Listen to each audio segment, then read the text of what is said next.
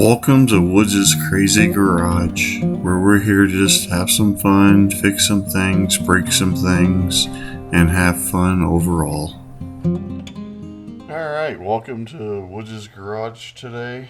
Today we're going to be changing the oil in our 2014 Jeep Wrangler Oscar Mike Edition. We got some oil here. Got some 5W20 that we're going to be putting in it.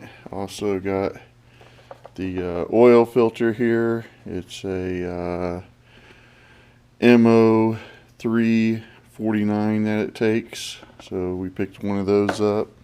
The Jeep did have some motor work recently done to it, so we're going to be putting some zinc in it to help lubricate everything and make sure everything's good.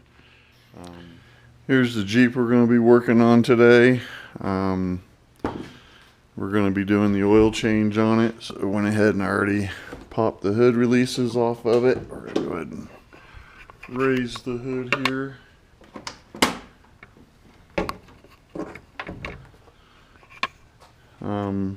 Pretty easy oil change on this today. Right down in here is where your oil filter is.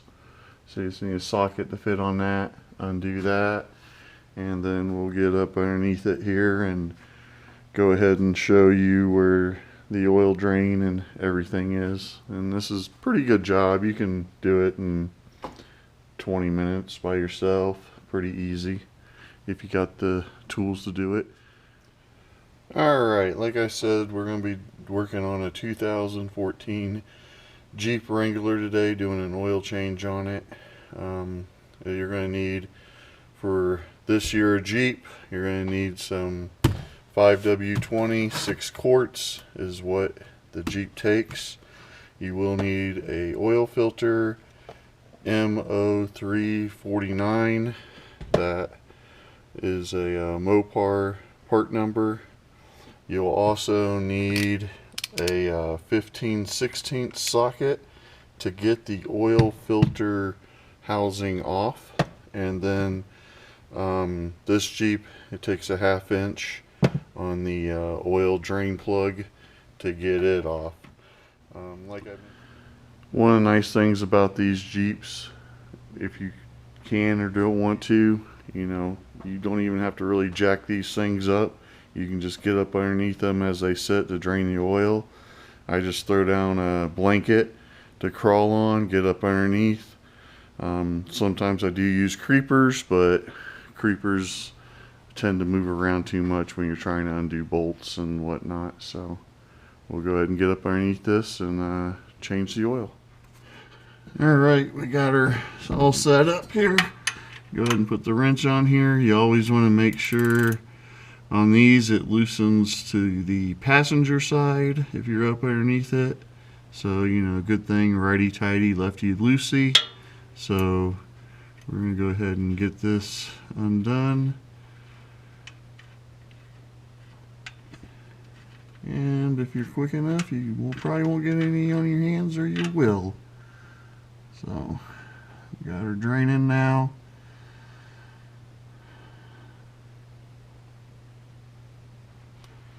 Set that down there. We'll wipe that off here in a minute. And we'll go ahead and let that drain for a little bit.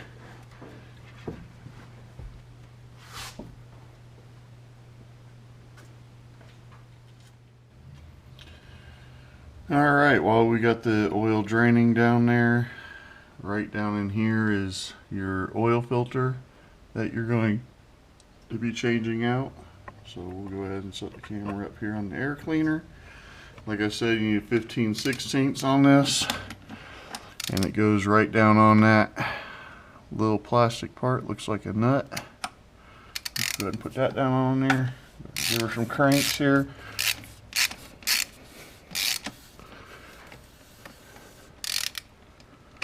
Now it's nice and loose. Go ahead and undo it by hand. And then you're just going to pull this out kind of slowly, let some of any oil in there drain out. Give her a little flip up, and that's what it should look like when you pull it out of there.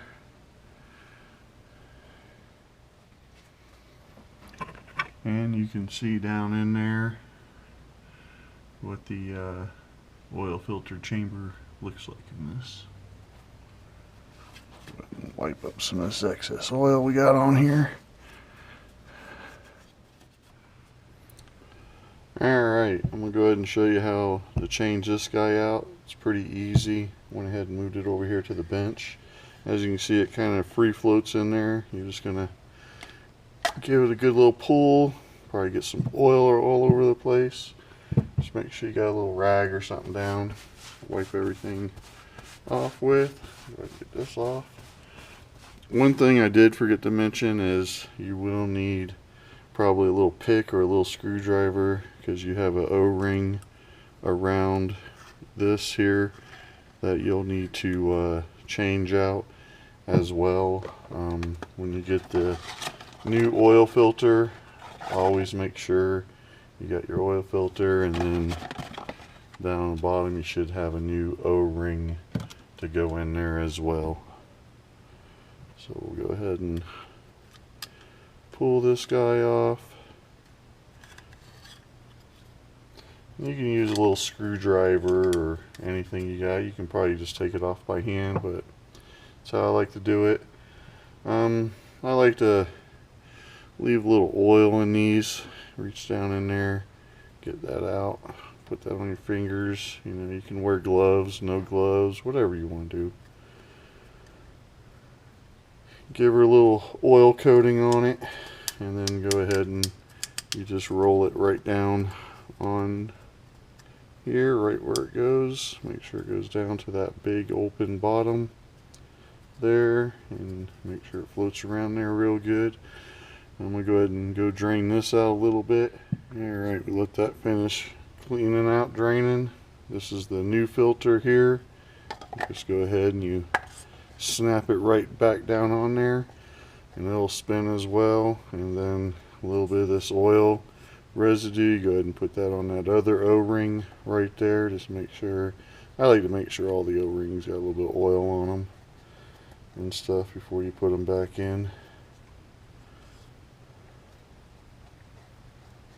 Alright, now we'll go ahead and we'll take it back over there and reinstall it.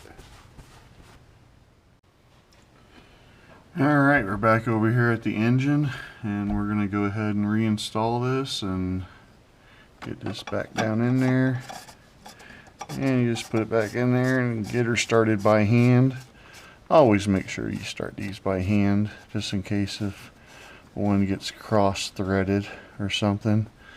Now, in most of these Jeeps, you will have an engine cover over this that you will have to remove. I just keep this one off. Alright, we got our hand tightened back down in there. Go ahead and get her set up, and we'll go ahead and get her tightened down here a little bit. Alright, we got her tightened a little bit. Alright, we're back up underneath the Jeep here, and we're pretty much out of drip now, so we'll go ahead and call that drained, and we'll go ahead and reinsert the drain bolt here.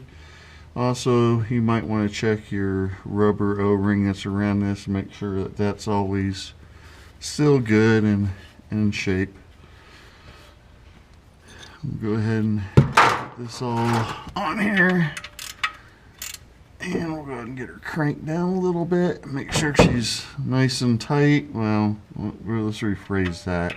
Let's make sure it's snug, but not too tight. Alright, we got our oil all drained out. We got the filter replaced, and we're ready to add new oil into it. So right here is your oil fill. On here it does state that it does take 5W20, so you can always check. A lot of the newer engines have that. We'll go ahead and take this off, get this out of our way.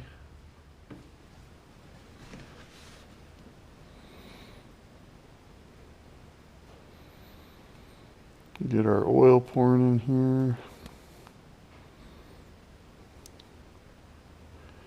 need to find a funnel with a bigger hole in it so it drains in there quicker.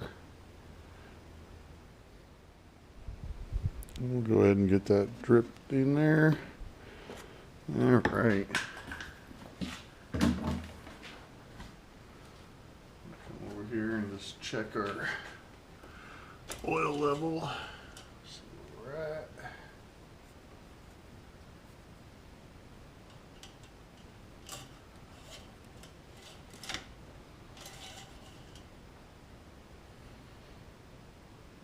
She's almost full. So one more quart will do it. We're going to go ahead and add a little bit of this zinc into it right now. And we're going to go ahead and give her a little shot in there. Get the measure on the side here, and we are perfect. We'll go ahead and add our one extra quart here.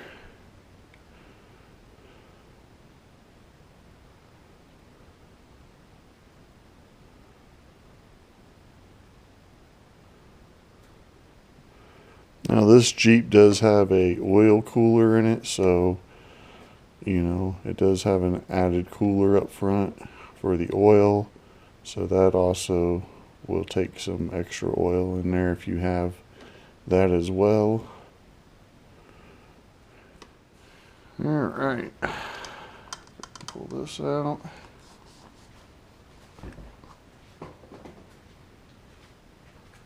Check our oil again.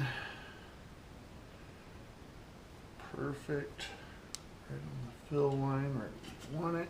A little bit above, actually, right now on this Jeep, because it will suck some down into it once we start it and gets it into that oil cooler up front here.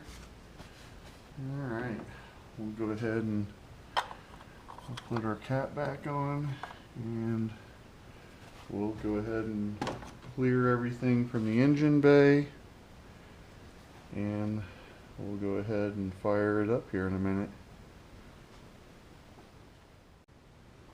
Alright, we went ahead and relocated the camera here to hopefully get a shot where it won't fall over or fall into the engine. We're going to go ahead and start it up here. Now, you know, some people just get them and start them. I like to start them, just let that engine catch, turn it off, and then I'll turn it on again and make sure you got oil pressure when you do this.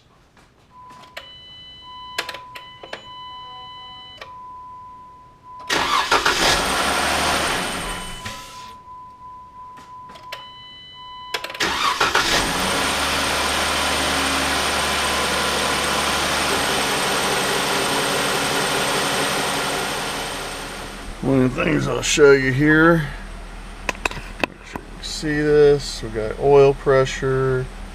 This Jeep does have 152,000 miles on it, and we got good oil pressure and everything's running nice and smooth. Alright, we went ahead and let the Jeep run for a little bit. Let everything warm up. We're just checking everything, making sure we ain't got no leaks around the oil filter, which that is nice and clear. We'll go ahead and pull dipstick out of here and give her a wipe and give it another check here, make sure we're full. And she is right on the money now. She did go down a little bit like we expected, but that is it. So we check that, make sure that's all tight, make sure we ain't got no oil leaking anywhere. We went ahead and make sure our cap's on the oil fill, and now we'll get up underneath it and make sure we don't have no oil leaks around the drain plug. Alright, we're back up underneath the Jeep. As you saw in the video earlier, I gave this a good wipe right here, and that was to make sure there was no leaks after I put the plug on. But also it helps when you get back up underneath there to check it. Make sure you don't have any oil dripping or any residue or anything around this. So got the camera in here so you kind of see some of that. Alright, that wraps this up. We're going to go ahead and close it up. I did check the air filter already, and I really don't want to take it off, but you do have a screw right here that you can unloosen this clamp. And then you got some clips around here, and then the air filter cover pops up, and you can check the air filter. This does have a K&N filter in it. The only thing left to do is reset the oil life on this. It did have like 37% oil life left, but we went ahead and changed it anyways. You always want to kind of check your belts and stuff while you're in here. It's a good little habit to get into. Make sure there's no cracking and whatnot on them. So if you like this video, please like it. You can share it, and got any comments, I guess comment. And if you like what I'm doing, go ahead and subscribe to the channel, and we'll continue to do other little projects. I do have an 86 Comanche that we will be working on in another video later on.